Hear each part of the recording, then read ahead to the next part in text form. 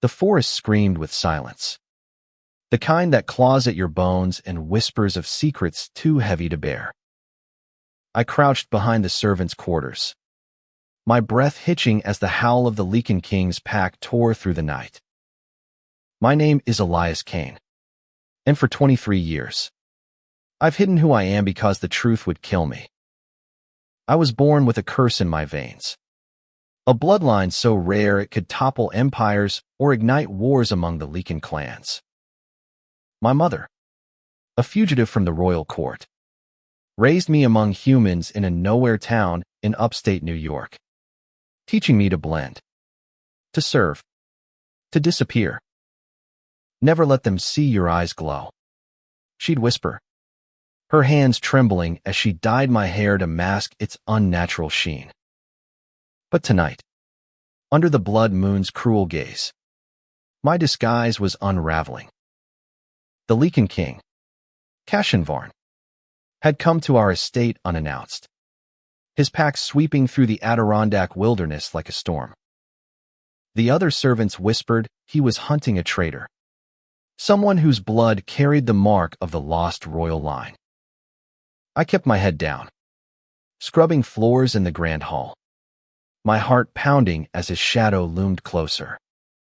His presence was a blade sharp, unyielding, and impossibly magnetic. At 32, Kashin was a legend, a warrior king whose amber eyes could strip souls bare. And when those eyes landed on me, I felt the world tilt. "Boy," he growled, his voice low and molten, stopping me mid-scrub. "Look at me." I froze, my rag dripping soapy water onto the marble. Every instinct screamed to run, but my body betrayed me, lifting my gaze to meet his. My green eyes, the ones I'd hidden since childhood, flickered with the faint glow of my heritage. His nostrils flared, and for a moment, I swore the air between us crackled. He knew. Somehow, he knew. "You're no servant," he said, stepping closer, his boots echoing like thunder. The other servants scattered, sensing the predator in him. "What are you hiding?" "Elias Kane." I stammered, my carefully rehearsed lies crumbling. "I'm nobody, my lord. Just a worker." His hand shot out, gripping my chin, forcing me to hold his gaze. His touch burned, not with pain, but with something deeper, something that made my pulse race and my knees weak. "Your blood sings to me," he murmured, his voice dropping to a dangerous whisper. "It's old, royal, forbidden." I yanked free, heart hammering, and bolted for the door. The estate's sprawling grounds were my only chance. But Kashin was no ordinary hunter. He was the Lycan King, and I was prey. The forest swallowed me as I ran, branches tearing at my clothes, my breath ragged. I didn't know if I was running from him or from the truth. He'd unearthed the truth that I was the last of the Altar bloodline, a clan erased for defying the Lycan laws. The chase was relentless. His pack's house closed in, but it was Kashin's presence I felt most. A pull that tugged at my core, like a thread tying us across centuries. I stumbled into a clearing, the moon bathing me in silver. And there he was alone, his pack held back, his eyes blazing with something beyond duty. Hunger. Need. Something that mirrored the ache in my chest. "Stop running," he said, his voice softer now, almost pleading. He stepped closer, and I saw a crack in his armor, the flicker of a man beneath the king. "You can't hide from me, Elias. Not from this." I backed away, my back hitting a tree. "You'll kill me," I whispered, my voice breaking. "My blood, it's a death sentence." He closed the distance, his hand brushing my cheek, gentle despite his strength. I should, he said, his jaw tight. Your existence threatens everything I've built. But I can't. His thumb traced my jaw, and I shivered, caught between fear and a reckless, impossible longing. You're mine. The words hung between us, a vow and a curse. I didn't know if he meant my life, my blood, or something deeper. But in that moment, I felt it to a connection that defied reason, that burned brighter than the moon above. I was a servant, a fugitive, a nobody. He was a king. And yet, when his lips brushed mine, tentative and fierce, the world fell away. The kiss was a spark in a powder keg. I clung to him, my hands fisting in his cloak, tasting salt and iron and something wild. But the howls of his pack shattered the moment, reminding me of the danger. I pulled back, gasping.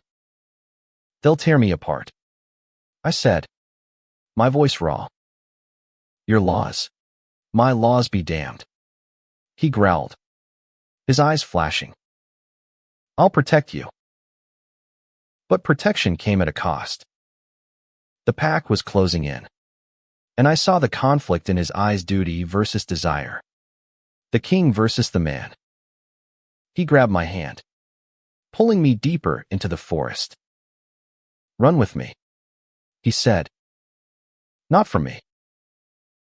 We fled together, the night blurring around us, his hand a lifeline in the dark. The estate faded behind us, but the weight of my secret grew heavier. I wasn't just running from the pack, I was running from a truth neither of us could escape. My blood wasn't just royal. It was cursed, tied to a prophecy that could destroy Cashin's reign. And as we hid in a cave, his body pressed close to mine for warmth, I felt the first stirrings of something impossible growing inside Mayus air. A child forbidden by every law of his kind. The cave was damp, the air thick with the scent of moss and earth. Cashin built a fire, its light dancing across his face, carving shadows into his sharp features. Why didn't you tell me? He asked, his voice low, almost broken. About your blood. About who you are. I didn't know you, I said, my knees pulled to my chest. And when I did, I was afraid. Of me. His eyes searched mine, vulnerable in a way that made my heart ache. Of losing you, I admitted, the words spilling out before I could stop them. You're the Lycan king. I'm nothing. And now, I touched my stomach, the realization hitting me like a blow. Now I'm carrying something that could ruin us both. He knelt before me, his hands framing my face. You're not nothing, he said fiercely. You're everything I didn't know I needed. His kiss was softer this time, a promise sealed in firelight. But the howls outside grew louder. The pack was near, and with them, the weight of a kingdom's expectations. Dawn broke over the Adirondacks, painting the sky in streaks of gold and blood. Cashin and I had barely slept, our bodies pressed close in the cave, his warmth the only thing keeping me from shattering.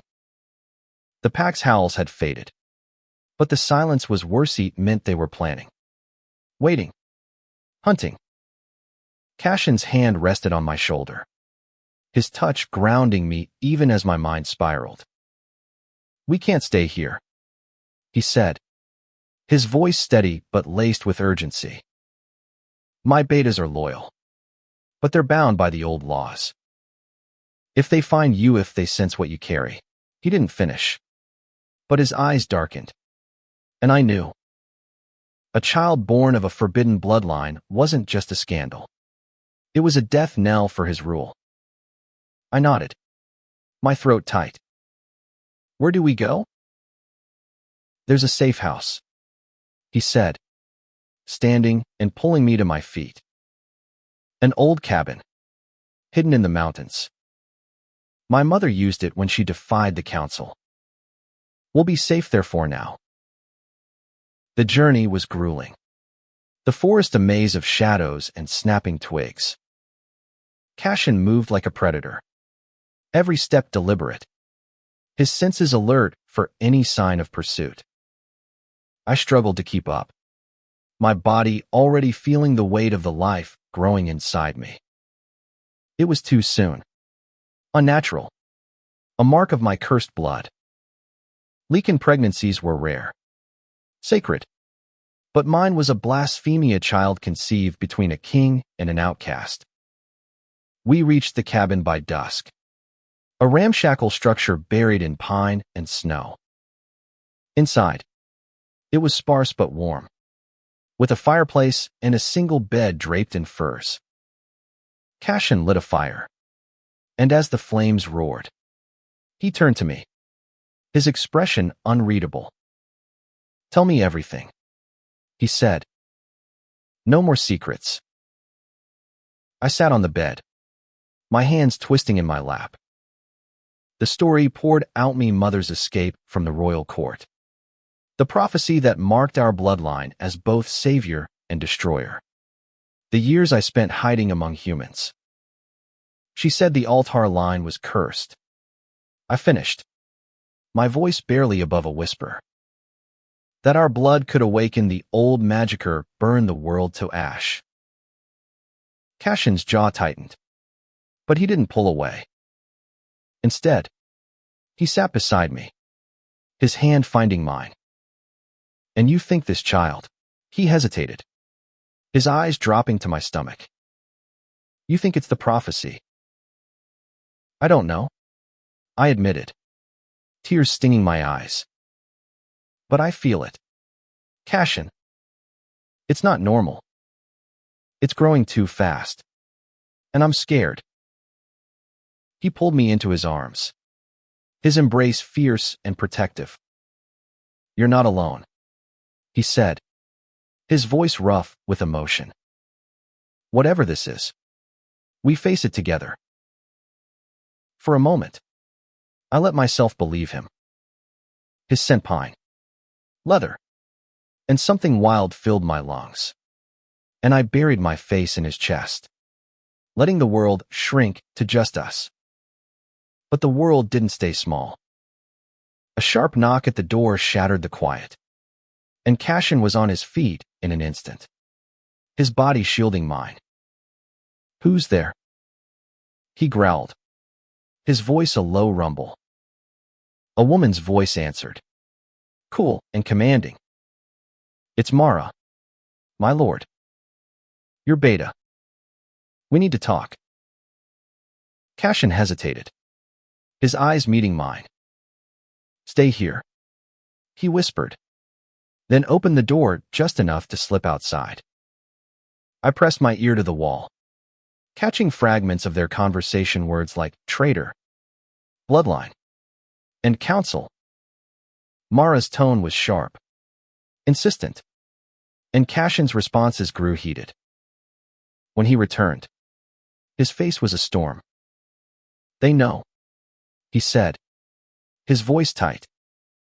Not everything, but enough. Mara scented your blood in the forest. She thinks you're a threat, but she's loyal for now. She's giving us time, but the council won't wait. My heart sank.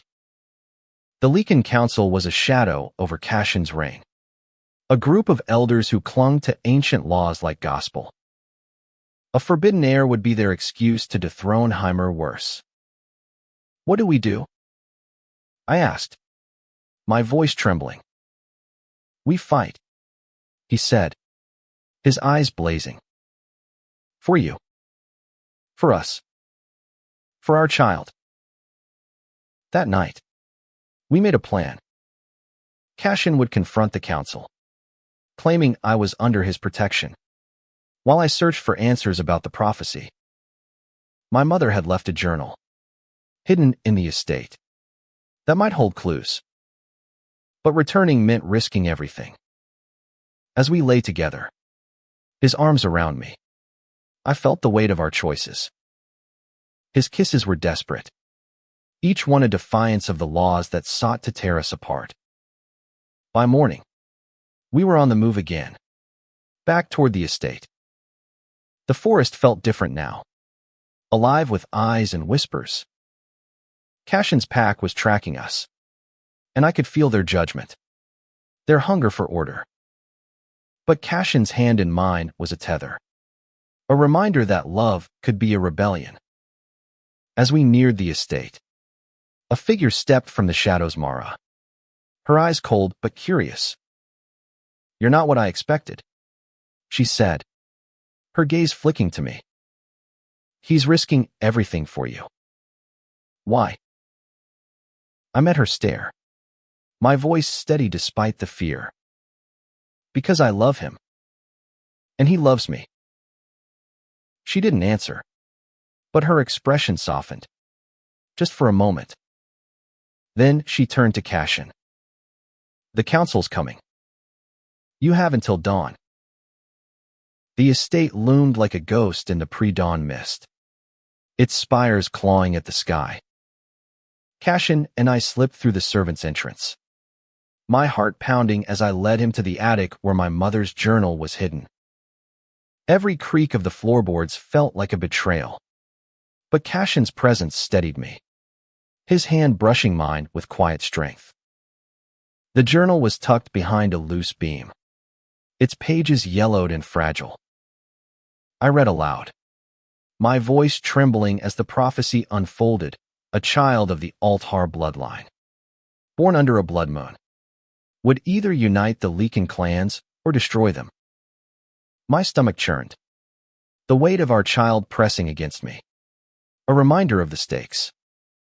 Cashin's face was grim, but he squeezed my hand. "We'll write our own ending," he said, his voice fierce. But time was running out. The council arrived at dawn, their black cloaks sweeping through the grand hall like vultures. Cashin faced them, his posture regal but defiant, while I hid in the shadows, clutching the journal. The council's leader, an elder named Valthor, spoke with venom. "You harbor a traitor, Cashin. His blood is an abomination. Surrender him, or lose your crown." Cashin's growl shook the room. "Elias is mine," he said, his voice a blade. "Touch him, and you'll face me." The council didn't back down. They demanded proof of my loyalty, a test of blood, a ritual that would expose my heritage to all. Cashin agreed, but I saw the fear in his eyes, the same fear that gnawed at me. The ritual would reveal our child, and no law could protect us then. We had one chance. The journal hinted at an ancient relic, a moonstone hidden in the forest, that could shield my blood from detection. Cashin and I fled to find it, Mara covering our tracks. The forest was a battlefield now. The pack divided, some loyal to Cashin, others to the council. We fought through ambushes, Cashin's claws and strength a blur as he protected me, his love a shield against the chaos. We found the moonstone in a ruined shrine, its glow pulsing like a heartbeat. As I held it, a warmth spread through me, calming the storm in my blood. But the council was close, their howls echoing. Cashin turned to me, his eyes fierce with love. "No matter what happens," he said, "you and our child are my world." The ritual was held in the grand hall, the council circling us like wolves. I clutched the moonstone, its power cloaking my blood, but the strain was too much. I collapsed, pain searing through me as the child inside me stirred. Its presence undeniable. Cashin caught me, his roar shaking the walls. Enough, he bellowed. I am your king, and I choose him. I choose us. The council lunged, but Mara and the loyal betas stood with us, claws bared. The fight was brutal, blood and fur flying. But Cashin was unstoppable, his love for me a fire that burned through every obstacle. When the dust settled, Valthor lay defeated, and the council was broken. We stood together, battered but unbroken, the moonstone still glowing in my hand. The pack watched, silent, as Cashin took my hand and raised it high. This is my mate, he declared, his voice ringing with pride. And this child is our future. The pack didn't cheer, but they didn't attack. Some bowed, others turned away. But in that moment, we'd won something greater than a throne: freedom to love, to build a family, to defy the laws that sought to chain us. As we left the hall, Cashin's arm around me, I felt our child kick, a spark of hope in a world remade. Months later, in the quiet of the cabin, I held our son, his tiny eyes glowing with the same green as mine.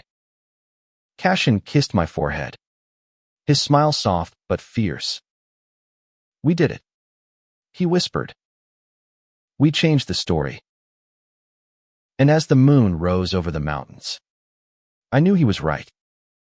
Our love, our child, our fight, they were a new prophecy, one written in courage and hope, a testament to what two hearts could do against a world that tried to tear them apart.